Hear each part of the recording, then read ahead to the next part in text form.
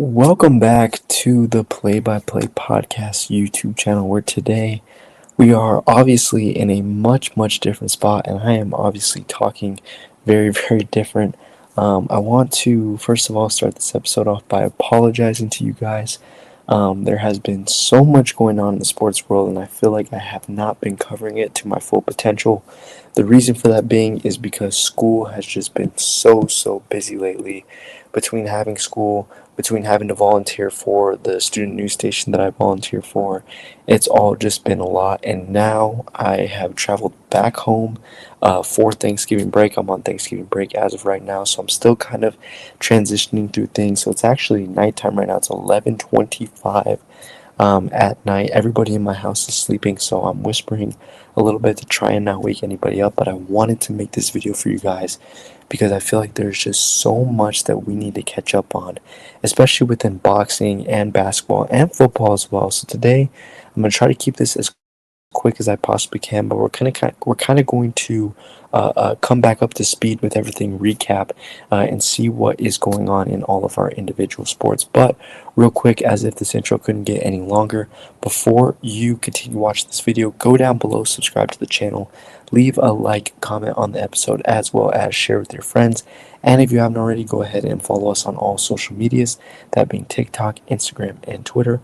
All of those ads are going to be down below. We're on all those social medias. You get to see my latest reaction to breaking news in the NBA and the NFL. Now, without further ado, guys, let's not waste any more time. Let's just get into this. So where do we start? Let's start within the boxing world today, because the last 2 weeks has been crazy, and boxing has produced some really great fights over the past 2 weeks. And it started over in England 2 weeks ago with Benn defeating Chris Eubank Jr. by unanimous decision in their long-awaited rematch, and not just beat him by unanimous decision, but dominated him in a dominant fashion. I scored that fight. I think that I only gave Eubank Jr. one round, and that really, in all the grand scheme of things, was a courtesy round to Eubank Jr.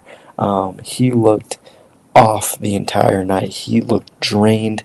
It really looked like the weight cut really got to him. He could not keep up with the pace that Benn was putting him at. Was having trouble taking some shots. Got knocked down twice in the final round. Thought that Benn would be able to finish him, but he wasn't able to. And it just didn't look like the same Eubank that we saw, who was so resilient within that first fight. And quickly, before we move to Benn, I actually think that the addition of Bomac into Chris Eubank Jr.'s camp was actually a little bit of a detriment to him, because, Bomac with Terrence Crawford makes a lot of sense, because you have a smaller guy who is much more light on his feet, who's not carrying as much weight around, even against a guy like Canelo at 168, which Crawford faced him at, who's able to move around and use his footwork.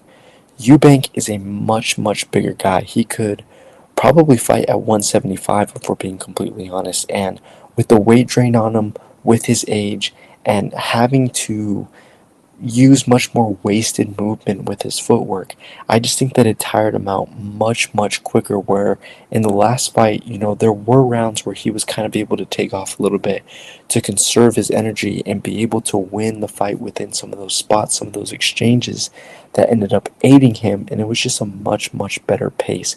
And as for Benn, you have to give a lot of credit to him and his team, because they fought a brilliant game plan. If you saw my prediction video, I said that Conor needs to come into this fight much more calculated. He needs to do a lot of the success that he had in the first fight was through his head movement and his body work, and he used both of those. He pretty much outboxed Chris Eubank Jr. in a technical way, coming forward on the front foot, but still being able to outbox him, moving out of way of shots, and most of all, hitting to that body. So in the later rounds, one of the things that set up, those check left hooks and overhand rights that were able to knock Chris down was that body work, because not only did you tire Chris out, but you were also able to drop his hands, make him fear the body punches, and come over the top with huge power punches that were able to put him down. It was just so impressive from Benn. In this fight and this saga with Chris Eubank, I think has officially made Benn a major star in boxing. And with him now, signaling that he's going down to 147, which we'll get to some of the other guys that are within that division in a minute, that leaves for some big time fights for Conor Benn moving forward. As for a possibility of a trilogy with Eubank, we'll have to see. Ben kind of closed the door a little bit. He wanted it to be the final fight of the saga. Eubank said that he definitely would not turn it down if the opportunity was given to him, but that he's going to take a little bit of time off to obviously recover and get back up to speed with things that are going on within his life. I think that he's having twins soon, so obviously probably wants to be there for that. There's no real need for a third fight though. That's the thing, is this was so dominant that to me a third fight really wouldn't go in any type of different direction, especially if it's put at the same weight of 160 pounds in favor of Conor Benn. So, and especially now with Ben turning 30, 31 years old, the longer that he waits and prolongs this weight cut back down to 147, the more that it's going to affect him. So he needs to make this now. So ultimately, I don't think that a trilogy is really necessary, and I think that it would hurt Conor Benn a lot. He needs to go back down to 147, and luckily for him, there are a lot of big time fighters at 147 now, because there has been a lot going on at that welterweight division, including Devin Haney beating Brian Norman Jr. for the WBO title last Saturday on the Ring 4 card, which was part of the David Benavidez versus Anthony Yarde fight. I have to say, hats off to Devin Haney. There were a lot of people that were doubting him. There were a lot of people that were against him, me included. I was going for Brian Norman Jr. I thought that he was going to be able to knock him out. But I think what we misunderstood is how good the competition that Haney has been going up against has really made him. I mean, let's not forget he's gone against Kambosos, Lomachenko, Garcia. I mean, he's gone against some really solid fighters, and he's been put into the line of fire. And as much as his previous fight against Barbosa was really, it wasn't a good performance whatsoever, and it definitely looked like he had some PTSD. And don't get me wrong, did he put in a prolific performance against Brian Norman Jr.? No, absolutely not. There were still moments that he was running. But to me, what do you kind of expect? Because not only is that Devin Haney style, but Brian Norman Jr. is a prolific power puncher. I mean, do you expect Devin to really stand in front of him and allow him to shoot shots on him whenever he wants to? No, he's much more of a Floyd Mayweather. He's going to get out of the way. He's going to use his fast feet. And he showcased some really great boxing within that fight against Norman.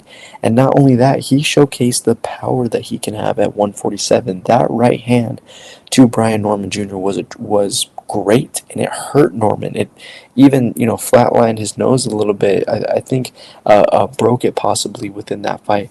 I mean, Haney showed some power punching within that. Yes, he was on the run for most of it, but he's now he is another big time name, and I think that him and Conor Benn, if that's a world title fight that Ben wants to potentially go after, that could be a firefight. And Ben is somebody who will stick it on the front foot, put on pressure.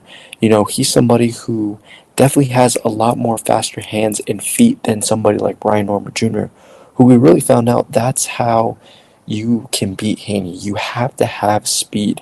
That's why Lomachenko was successful against him, and that's why Garcia was able to beat him, is because they were just as quick, if not a little bit quicker, than Devin Haney. And when you have somebody who boxes within that way, that is how you were able to beat him. And Conor Benn, with the pressure and the ability that he showed against Chris Eubank Jr., I think that he can put on that type of performance, and that would be a massive fight.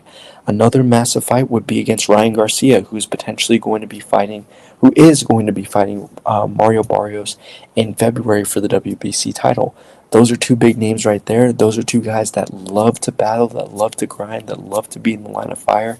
That could be huge as well. So you could be in a position where you have, if Garcia beats Barrios, you could do the Garcia-Haney rematch for unification. That would be a big-time fight.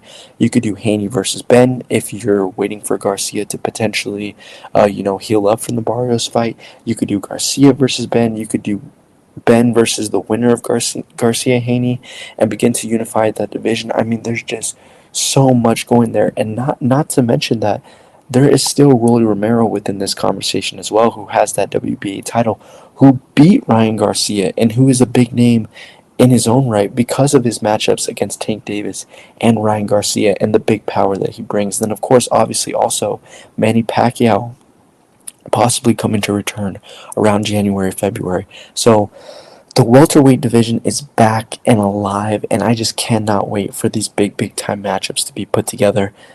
The biggest thing that I would potentially want is Garcia versus Haney for unification, and then have Benn take a warm-up fight to come back down to 147, get a little bit more comfortable, and then fight the winner of that. I think that that would be fireworks, and who knows, if Haney wins that second fight against Garcia, you could potentially have a trilogy. I mean, there's a lot of potential within this welterweight division at the moment. And hey, Brian Norman Jr. isn't out of it either. He has shown the ability to be a big time power puncher within this. He could still come back and potentially get a title and make himself an even bigger name. He made himself a star within the build-up of the Haney fight, and I think that he can continue this rise and he can come back. And there are people within this division, while these champions are big names, they're not the most prestigious of champions, there is room for him to potentially come back and become a champion once again. And somebody who is trying to become a champion but is maybe taking a little bit of a weirder route to re-becoming a champion, and that's Anthony Joshua, who was announced a couple of weeks ago that he is going to be fighting Jake Paul in a professional heavyweight matchup on Netflix in December. Oh my goodness, what do we even have to say? I expressed some of my opinion and concern on TikTok, but I don't think that that even summarizes what I was really thinking. First off, hats off to Jake Paul. Like, kudos to Jake Paul for taking this fight. This is massive, and it's going to be a massive event, but it's one that has the potential to put a big stain on boxing. As much as boxing has done a really great job potentially building itself back up, this is something that can knock it back right down, because and I'm not exaggerating, I'm not trying to be grim, this is a fight that could have some real physical implications for Jake Paul. He could get seriously injured within this fight, and something like that happening in the ring is something that could really put a damper on boxing's re-rise to stardom. Because Anthony Joshua is no joke, and he expressed that within the press conference that he had. He's training with Alexander Usyk's team in Spain right now, which, real quick, not to get off topic, but just real quick to get into that, I am a little bit concerned about that. Number one, I'm really concerned that AJ continues to change trainers. He went from Rob McCracken to what's his name? Oh my gosh, I can't think of his name. Garcia, the guy who trains Bam Rodriguez. He went from him to Derek James Jr., then he went to Ben Davidson, and now he's with Usyk's team in Spain. He cited that training with Ben Davidson in London was just too much of a distraction. He trained in London before, so I don't understand how that would be, but whatever, I guess it was. But I'm a little bit concerned that he continues to change trainers, and I'm a little bit concerned of him training with Usyk because, well, number one, this expresses that I think that he is trying to go all out for either a fight with Deontay Wilder or a fight with Tyson Fury. Because if you're training with Usyk and training with Usyk's team, that's out of the picture for you fighting him in the future for the belt. So I think that that is out of the question. But number two, I don't think that Usyk's team could really give him the right game plan for his body, for him being the specimen that he is, because him and Usyk are two completely different body types. And the way that Usyk is able to move around, we have to remember that Usyk is a former cruiserweight. He is a lot smaller within the heavyweight division. So being able to use that footwork and move around, we see Usyk, he never really tires within a fight, whereas AJ, he can tire at certain moments within a fight. He has to take rounds off. And so I just think that this is a style that could potentially drain his gas tank even quicker. Now, against Jake Paul, is that really going to matter? No, it's not. He should finish Jake within the first 1 to 2 rounds. But against somebody like Tyson Fury, where you're within a war, where you're in a really long fight, that is something that could really hamper you going down the stretch of something, and that can really hurt you within the long run. So we'll have to see how that really works out, but there's no question that this fight against Jake has a lot of big time implications. It's definitely a warm up for AJ, but oh my gosh, I'm really, really, really worried about Jake Paul's health. And if he can survive even one round with AJ, honestly, he wins the fight. I mean, he honestly wins the fight. And I have to give him a lot of balls from going from little Gervonta Davis to Anthony Joshua. I mean, that's that's just insanity. And I don't know. I don't really know what else to say because I feel like we already know how this fight is going to go. So there's really no analyzing it. I don't know how Jake wins this fight. I don't think that there is a path for Jake to win this fight. AJ wins, and I just hope that this does not end badly for Jake.